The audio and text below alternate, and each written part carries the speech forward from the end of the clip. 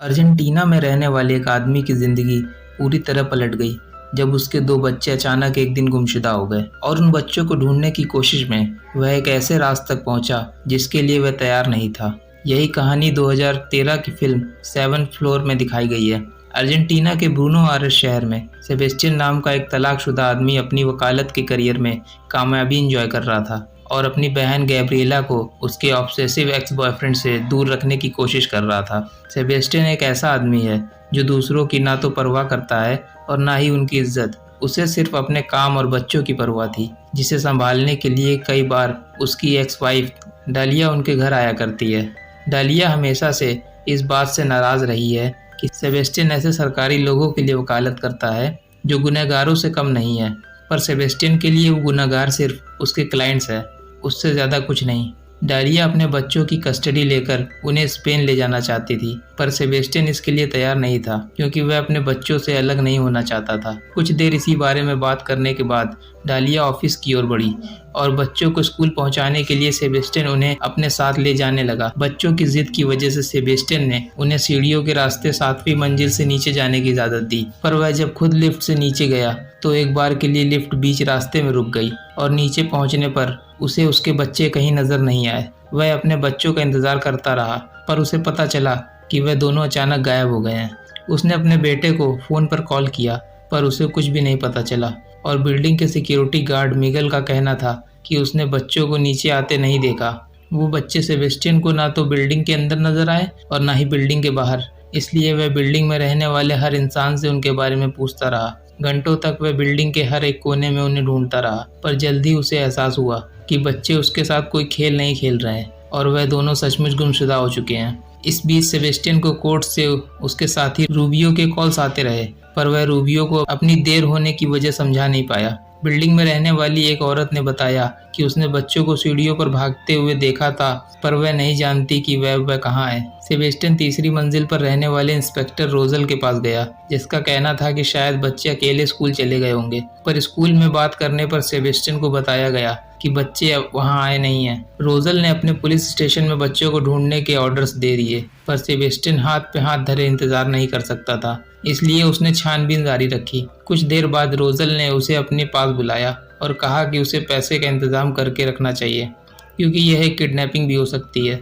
Sebastian को हिचकिचाना पड़ा कि उन दोनों के बच्चे शायद किडनैप हो चुके हैं और वो उन्हें ढूंढने की पूरी कोशिश कर रहा है। अब उसे याद आया कि 5वीं मंजिल पर रहने वाला आदमी उसके साथ लिफ्ट में था और घर में होने के बावजूद उसने अपना दरवाज़ा नहीं खोला था। उसी पर शक करके सेबेस्टियन उसके घर में घुस गया और उस आदमी पर किडनैपिंग का इल्ज़ाम लगाने लगा, पर उसका शक गलत साबित हुआ। अपने बच्चों को खोने की परेशानी के साथ साथ सेबेस्टियन को काम की भी परेशानी का सामना करना पड़ रहा था और फिर उसके सामने डालिया आई, जो ये समझ नहीं पाई कि आखिर वह बच्चों को इस तरह गायब कैसे होने दे सकता है। इस बारे में सोचने के बाद डालिया के दिमाग में नतालिया नाम की लड़की आई, जो उन दोनों के बच्चों से ऑब्सेस्ड है। डालिया को लगा कि बच्चे उसी घर पर हैं। उसका भी शक गलत साबित हुआ। अचानक डालिया कहने लगी कि शायद सेबेस्टियन ने खुद बच्चों को कहीं छुपाया होगा, क्योंकि वह जानता था कि डालिया को उनकी कस्टडी मिल सकती है और अगर कोर्ट में ये साबित हो जाए कि बच्चे गुमशुदा है तो डालिया को कभी उनकी जिम्मेदारी उठाने नहीं दी जाएगी। उसी वक्त सेबेस्टियन के नाम एक चिट्ठी आई, पर उस चिट्ठी में उसे कुछ नहीं मिला। रेडियो पर अपने कोर्ट केस की खबर सुनने पर सेबेस्टियन को एहसास हुआ कि बच्चों को इसलिए किडनैप किया गया होगा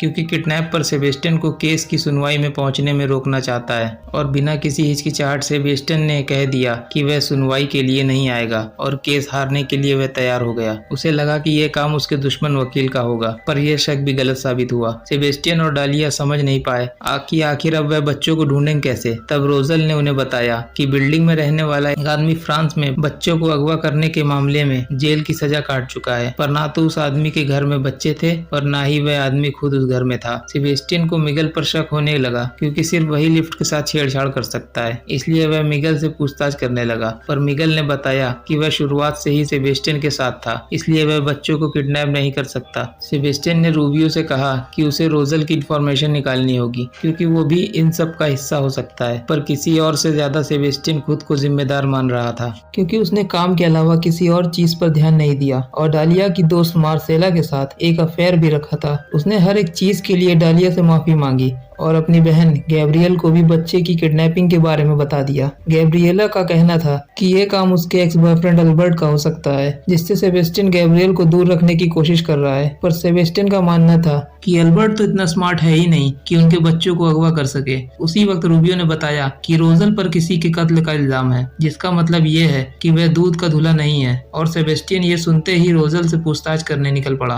रोजल और मिगल दोनों ही उसे कहीं नहीं मिले, इसलिए वह मिगल की ऑफिस से रोजल के कमरे की चाबियां चुराकर उसके घर में घुस गया। पर घर में जाते ही उसे रोजल की बीमार पत्नी नजर आई। उसने रोजल से बच्चों के बारे में पूछना शुरू किया और कहा कि वह उसे पैसे देने के लिए तैयार है। पर रोजल कहता रहा कि उसका इस किडनैपिंग से कोई लेना देना नहीं है, वो सिर्फ सेबेस्टियन की मदद करना चाहता है, इसलिए सेबेस्टियन को शांत रहना चाहिए। कुछ देर बाद किडनैपर का कॉल आया, जो एक औरत है, और जिसने सेबेस्टियन को 2 घंटों में पैसों का इंतजाम करने के लिए कहा। सेबेस्टियन किसी भी हाल में पुलिस को इसका हिस्सा नहीं बना सकता था, इसलिए वह सिर्फ पैसे देने के बारे में सोचने लगा। रूबियो से मदद मांगकर वह पैसे लेने उनके बॉस गोल्ड स्टेन तक पहुंचने की कोशिश करने लगा और कई मुश्किलों का सामना करके वह रूबियो तक पहुंच गया, जो कि उसे गोल्ड स्टेन के पास ले जाने लगा। गोल्ड स्टेन सेबेस्टियन से नाराज था, क्योंकि उसी की वजह से वो लोग केस भी हार गए और उन्होंने अपना सबसे बड़ा क्लाइंट भी खो दिया। इसके बावजूद सेबेस्टियन पैसे मांगने से पीछे नहीं हटा, क्योंकि उसके लिए बच्चों को वापस लाना बहुत जरूरी था। गोल्डन को ब्लैकमेल करने के साथ साथ उसने उसे जान से मारने की धमकी भी दी, और ये जानते हुए भी कि ऐसा करने से उसे जेल जाना पड़ सकता है। उसने गोल्ड स्टेन की तिजोरी से पैसे चुराए और अपने बच्चों को बचाने निकल पड़ा। रूबियो की गाड़ी लेकर वो उस जगह जाने लगा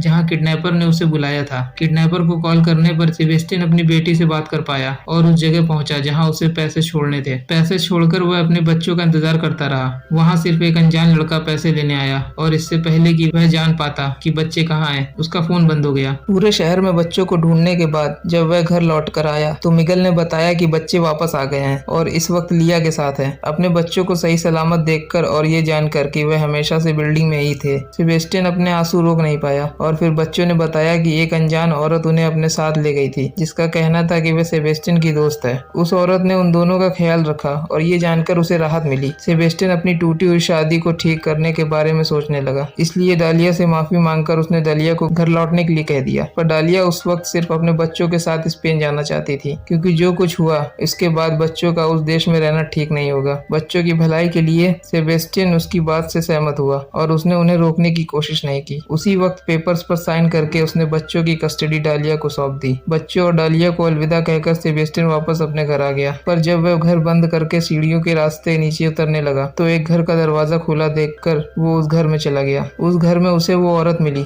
जो बिल्डिंग के सारे घरों की सफाई करती है, और उस घर में पड़ा सामान देखकर सेबेस्टियन को उस दवाई का पैकेट मिला जो दवाई डालिया के पास रहती है। सेबेस्टियन बिना वक्त गवाए एयरपोर्ट की ओर बढ़ा और डालिया उसका कॉल इग्नोर करके जल्द से जल्द फ्लाइट में बैठने की कोशिश करने लगी। रूबियो से कहकर सेबेस्टियन ने सिक्योरिटी का कांटेक्ट लिया ताकि वह एयरपोर्ट के अंदर जा सके, और वह एयरपोर्ट के अंदर जाने में कामयाब हुआ। उसके बच्चों ने उसे एयरपोर्ट पर देख लिया और डालिया को ना चाहते हुए भी वहीं रुकना पड़ गया। डालिया समझ गई कि सेबेस्टियन सब जान चुका है। अपने बच्चों के साथ ले जाने के लिए डालिया ने खुद उनकी किडनैपिंग का प्लान बनाया था, और अगर ये बात सेबेस्टियन बच्चों को बता देता तो वह डालिया से नफरत करने लगते। इतना ही नहीं, इस जुर्म के लिए डालिया को जेल जाना पड़ सकता है, और ऐसा होने पर वह हमेशा के लिए अपने बच्चों को खो देगी। यही सोचकर डालिया को पीछे हटना पड़ा और उन्हें अलविदा कहकर अकेले स्पेन जाना पड़ा। अंत में सेबेस्टियन ने इस राज को राज रखने का फैसला किया और डालिया ने बच्चों से वादा किया कि वह जल्दी लौट कर आएगी। Thank you for watching this video. अगर आपको ये वीडियो पसंद आई हो तो इस वीडियो को लाइक और इस वीडियो पर कमेंट जरूर करें, और इस चैनल को सब्सक्राइब करना मत भूलना।